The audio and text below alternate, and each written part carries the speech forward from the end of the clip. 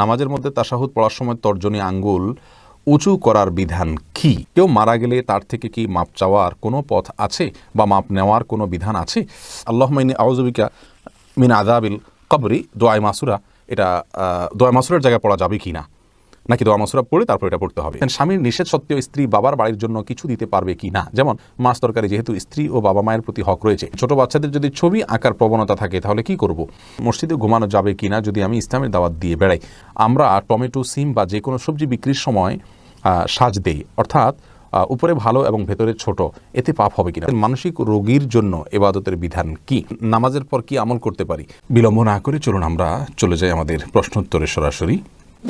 মাসুদ সরকার জানতে চেয়েছেন, আমরা টমেটো, সিম বা যে কোনো সবজি বিক্রির সময় সাজ দেই, অর্থাৎ উপরে ভালো এবং ভেতরে ছোট, এতে পাপ হবে কিনা? ভাই মাসুদ সরকার, এই বিষয়ে আমরা আগে বলেছি।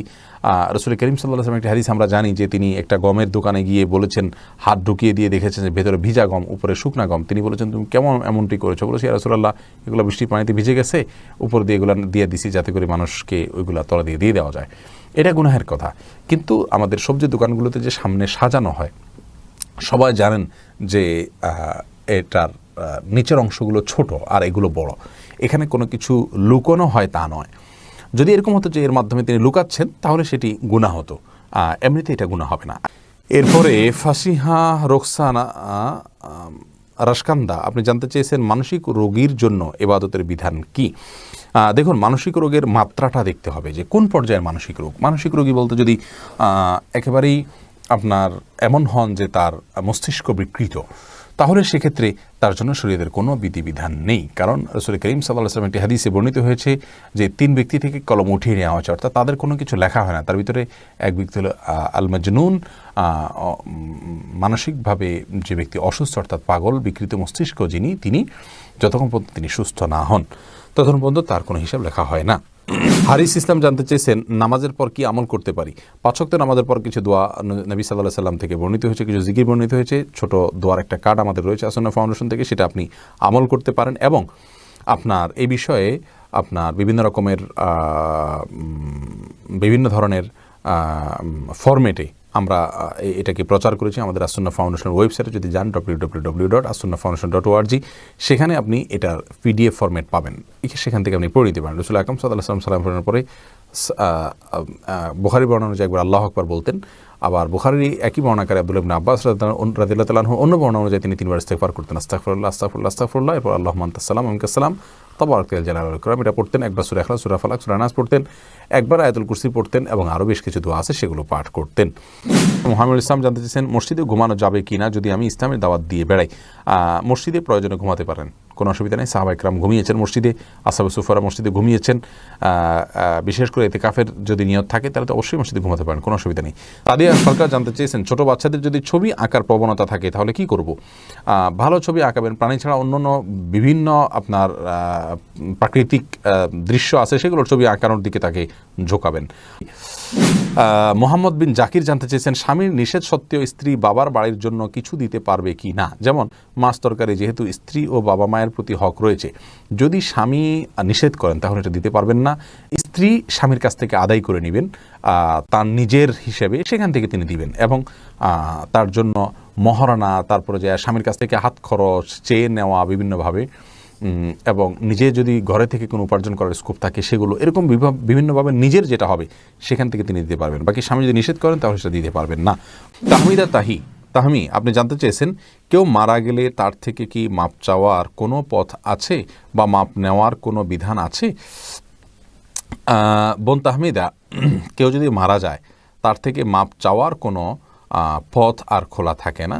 তবে যদি আপনি তার কোনো হক নষ্ট করে থাকেন এবং তার কোনো পাওনা আপনার কাছে থেকে থাকে, তাহলে যে জিনিসটি করতে হবে তা হলো আপনি তাকে তার পক্ষ হয়ে আল্লাহর কাছে মাপ চাইবেন এবং তার পক্ষ থেকে দান সাদকা করবেন। কিয়ামতের ময়দানে আল্লাহ রাব্বুল আলামিন কিছু মানুষকে, যাদের নেকামল দ্বারা আল্লাহ তাআলা সন্তুষ্ট, আপনি নিজে আল্লাহকে সন্তুষ্ট করার বেশি চেষ্টা করবেন যেহেতু আপনার ত্রুটি আছে, এরকম ব্যক্তিদেরকে আল্লাহ রাব্বুল আলামিন কিয়ামতের ময়দানে তার পাওনাদারদের কাছ থেকে আল্লাহ মুক্ত করে দিবেন। কীভাবে মুক্ত করবেন? পাওনাদারকে আল্লাহ তাআলা জান্নাতের অফার করবেন, করে আপনাকে মুক্ত করে দিবেন। এরকম বিভিন্ন বর্ণনা হাদিস থেকে পাই আমরা। তো সেগুলোকে সামনে রাখলে দেখা যায় যে আপনার করণীয় হলো আল্লাহর সঙ্গে সম্পর্ক এই ক্ষেত্রে আরও বেশি বিল্ড আপ করা, যাতে করে আল্লাহ তাআলা আপনাকে সেখান থেকে উদ্ধার করে দেন। আর সেই সাথে পাওনাদার মারা গেলে তার পক্ষ থেকে দান সদকা করা, দোয়া করা, এগুলো করবেন। এটা যদি হয় আর অর্থনৈতিক পাওনা ছাড়া অন্য কোনো পাওনা হয়। আর যদি আর্থিক কোনো পাওনা তার থেকে থাকে, তাহলে তার মৃত্যুর পর তার সে পাওনা তার ওয়ারিশ যারা বেঁচে আছেন তাদের কাছে ফিরিয়ে দিতে হবে। মাহমুদুল হাসান ভূঁইয়া আপনি জানতে চেয়েছেন, আল্লাহুম্মা ইন্নী আউযু বিকা মিন আযাবিল কবরি, দোয়া মাসুরা, এটা দোয়া মাসুরার জায়গায় পড়া যাবে কি না, নাকি দোয়া মাসুরা পড়ে তারপর এটা পড়তে হবে? দেখুন, দোয়া মাসুরা অর্থাৎ শেষ বৈঠকে আমরা দোয়া মাসুরার জায়গায় যে আল্লাহুম্মা ইন্নী যালামতু নাফসি যুলমান কাসীরা পড়ি, এই জায়গায় রাসূল আকরাম সাল্লাল্লাহু আলাইহি ওয়াসাল্লাম থেকে আরও বিভিন্ন দোয়া বর্ণিত রয়েছে। যেমন আল্লাহুম্মা ইন্নী আউযু বিকা মিন আযাবিল কবরি ওয়া মিন আযাবিন নার ওয়া মিন ফিতনাতিল মাহইয়া ওয়াল মামাত ওয়া আউযু বিকা মিন শাররি ফিতনাতিল মাসিহিদ দাজ্জাল। এই দোয়া আমরা পড়তে পারি, এটিও হাদিসে রয়েছে। আপনি চাইলে আল্লাহুম্মা ইন্নী যালামতু নাফসি যুলমান কাসীরা ওটার সাথে এটা পড়তে পারেন, আর চাইলে এটা শুধুমাত্র এটা পড়তে পারেন আল্লাহুম্মা ইন্নী যালামতুর পরিবর্তে, সেটিও জায়েজ রয়েছে। রাসূল করিম সাল্লাল্লাহু আলাইহি ওয়াসাল্লাম বলেছেন, তাশাহুদের পরে, দুরুদের পরে যেন শেষ বৈঠকে আমরা আল্লাহর কাছে যে কোনো দোয়া করি, সুম্মা লিয়াতাখাইয়ার মিনাদ দুআ মা শা, এরপরে যে কোনো দোয়া সে চায় আল্লাহর কাছে যেন সে দোয়াকে নির্বাচন করে, সে দোয়া যেন পড়ে। এটা রাসূল আকরাম সাল্লাল্লাহু আলাইহি ওয়াসাল্লাম বলেছেন, যার কারণে, এবং বুখারীতে হাদিসটি বর্ণিত হয়েছে, মুসলিমে বর্ণিত হয়েছে, যার কারণে শেষ বৈঠকে আমরা আল্লাহর বড়ানোর কাছে যে কোনো দোয়া করতে পারি। শেখ সোহানুর রহমান জানতে চেয়েছেন, নামাজের মধ্যে তাশাহুদ পড়ার সময় তর্জনী আঙ্গুল উঁচু করার বিধান কি? এটা সুন্নাত, কেউ না করলে অসুবিধা নেই, নামাজ হয়ে যাবে, কিন্তু সুন্নাত বা মুস্তাহাব। অর্থাৎ আমরা যখন তাশাহুদ পাঠ করব, তখন আমরা তাশাহুদের মধ্যে মূলত সাক্ষ্য দিচ্ছি আল্লাহর একত্ববাদের, রাসূল আকরাম সাল্লাল্লাহু আলাইহি ওয়াসাল্লামের রিসালাতের, তখন আমরা আঙ্গুল উঁচু করে মুখের সাক্ষ্যটাকে আমার আঙ্গুলের সাথে আমার আচরণের মাধ্যমে আমি মিলাচ্ছি। অর্থাৎ আমি মুখে বলছি আল্লাহ ছাড়া কোনো সত্যিকারের মাবুদ নাই, সাক্ষ্য দিচ্ছি, মুহাম্মদ সাল্লাল্লাহু আলাইহি ওয়াসাল্লাম আল্লাহর রাসূল সাক্ষ্য দিচ্ছি, আবার তার সাথে আমি আঙ্গুল উঁচু করে আমি সাক্ষ্যর সাথে ওইটাকে আমি মেলাচ্ছি। তো এটা জায়েজ, এটা মুস্তাহাব, করা উচিত। যদি কেউ না করেন নামাজ হয়ে যাবে। এটার পদ্ধতি নিয়ে অনেক মতপার্থক্য আছে, এ নিয়ে আমরা বারবার বলেছি। সারাক্ষণ নাড়াতে থাকবো নাকি উঠিয়ে শুধু ধরে রাখবো? তো নাড়াতে থাকার সপক্ষে একটি হাদিস মুসনাদ আহমদে বর্ণিত হয়েছে যে এই আঙ্গুল নাড়ানোটা শয়তানের উপরে লোহার চাইতে বেশি, আপনার লোহার আঘাতের চাইতে বেশি কষ্টের। তো এই হাদিসের ভিত্তিতে অনেক আমাকে মনে করেন যে নাড়াতে থাকলে শয়তানের প্রতি এটা আঘাতের কাজ দেয়, এই জন্য নাড়াতে থাকার কথা তারা বলেন।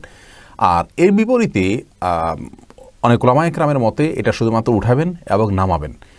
এখানে নাড়ানো বলতে উদ্দেশ্য হলো উঠানেল এবং নাড়ানো, এই নাড়ানো, সারাক্ষণ নাড়ানো উদ্দেশ্য না। আর তাছাড়া এখানে বেশিরভাগ হাদিসগুলোতে এসছে ইউশিরু, আঙ্গুল দিয়ে ইশারা করা। তো ইশারা করা নাড়ালে ইশারা করা হয় না, উঠানো এবং নামানোর মাধ্যমে ইশারা করা হয়। এই দ্বিতীয় মতটা আমার কাছে বেশি শক্তিশালী মনে হয়, অর্থাৎ উঠাবেন এবং নামাবেন। এমডি আরিফ আবার উঠানো নামানোর ক্ষেত্রে অনেকে বলেন আশহাদু বলার সময় উঠাবেন, লা ইলাহা ইল্লাল্লাহ বলার সময় নামা ফেলতে হবে, একটু আগের পরে হলে ঈমান থাকবে না। এগুলো সম্পূর্ণ ভিত্তিহীন কথা।